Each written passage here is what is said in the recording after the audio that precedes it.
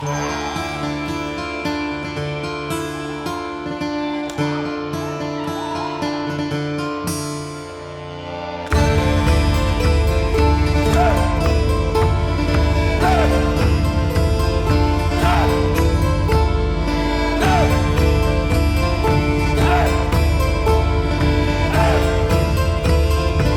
is Steve McNallen of the Asatru Folk Assembly, bringing you the latest on the revival of the ancestral faith of Northern Europe and the awakening of the European descended peoples everywhere.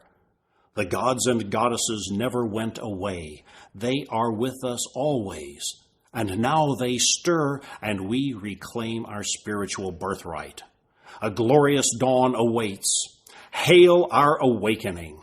Hail Asatru rising! New member Kelsey told us why she joined the AFA. I feel as though my ancestors have called on me to follow this path as they once did.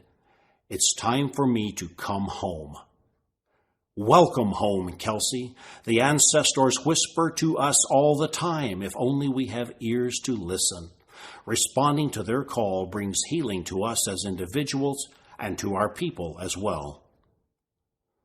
In our last podcast, we addressed the subject of Asatru communities and what the Asatru Folk Assembly is doing about them. I would like to continue that discussion. In particular, I want to restate what I said last time, that the idea of Asatru communities is not a new thing. I also want to make it clear that this is the way forward for the Asatru Folk Assembly. The AFA's mission statement is, quote, to practice, promote, and further evolve the religion of Asatru, thus forging it into a powerful and effective tool for building a better world, unquote. There are many ways of approaching this momentous task, but communities could certainly be a part of that. The AFA's vision statement is much more explicit, quote, the AFA envisions a future in which a substantial percentage of European-descended people worldwide have returned to their ancestral Germanic religion, bound together in an extended community of the folk, serving their spiritual, social, and economic needs, the nation of Odin, unquote. This is far beyond merely educating people about our faith. It says outright that we are going to practice it not merely at the individual and the family level, but in the context of a community structure that will address not only that which is obviously spiritual, but which will deal with all facets of our lives in a holistic manner. Finally, there is the AFA's defining document, the Declaration of Purpose. Point 4 says that one of our aims is, quote, the restoration of community, the banishment of alienation, and the establishment of natural and just relations among our people. Our ancestors had religious and social folkways that gave them a feeling of continuity and community, yet jealously preserved individual rights. We can and will reestablish this natural order among our people. Let us have an ingathering of the folk, unquote. The religious values of Asatru encourage sound families and provide an extended family or tribe to support the basic family unit. We help each other materially, socially, and religiously. At the same time, we respect the urge for privacy and allow individuals and families the space they need to run their own lives. Okay, so building communities is clearly part of our job description. Just what does that mean, and how will we go about it? First, we need to understand that communities are people, not land and buildings. Some communities have these things, but most do not. The fact that they do not have them at this moment does not mean that they are not communities. Here's the way I see it from an AFA viewpoint, but the basics pertain to any group. The AFA community in any locality starts the moment two AFA members meet each other for the first time.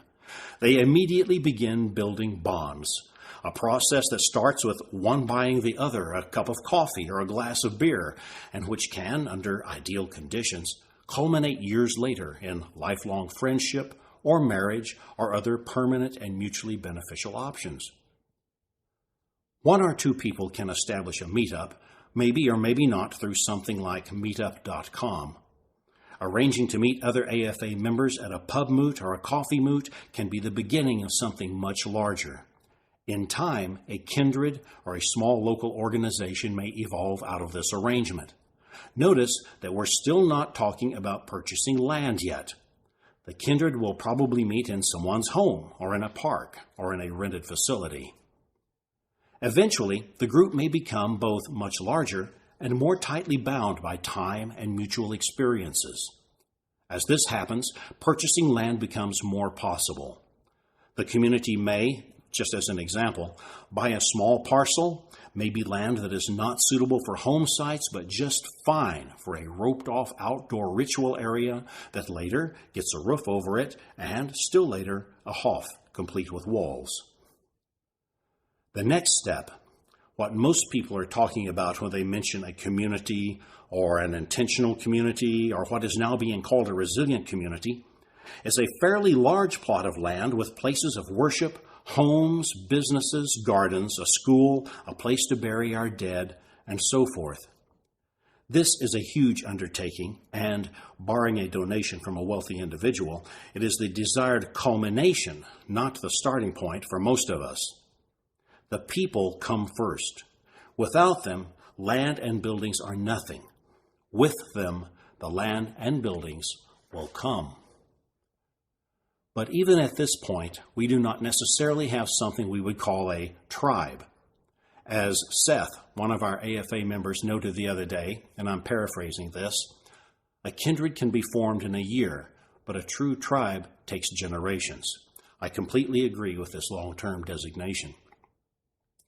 As you can see, there is a whole spectrum of community. It takes many different forms. Some are easy to accomplish, others very difficult.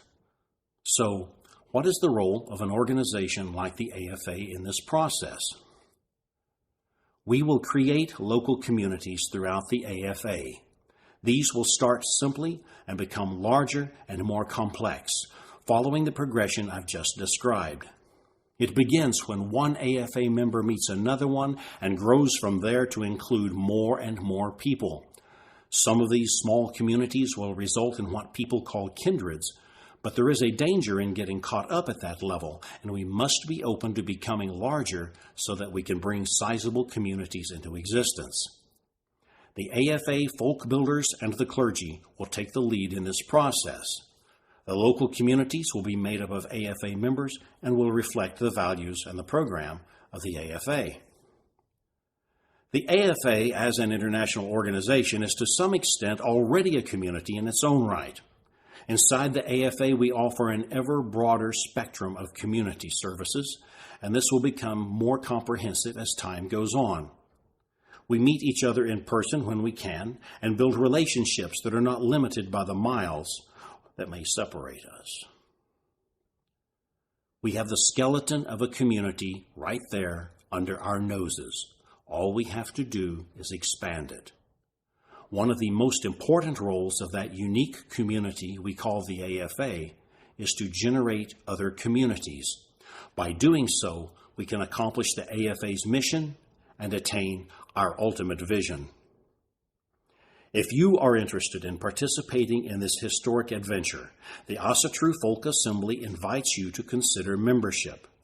Please visit our website at www.runestone.org, read our Declaration of Purpose, and if what you see there sounds right, send us a membership application. Together, we can build a wonderful future for ourselves, our children, and the generations beyond them. Only when we realize we are a river will we stop drowning in puddles. This is Steve McNallen of the ASA Folk Assembly, www.runestone.org. See you next time.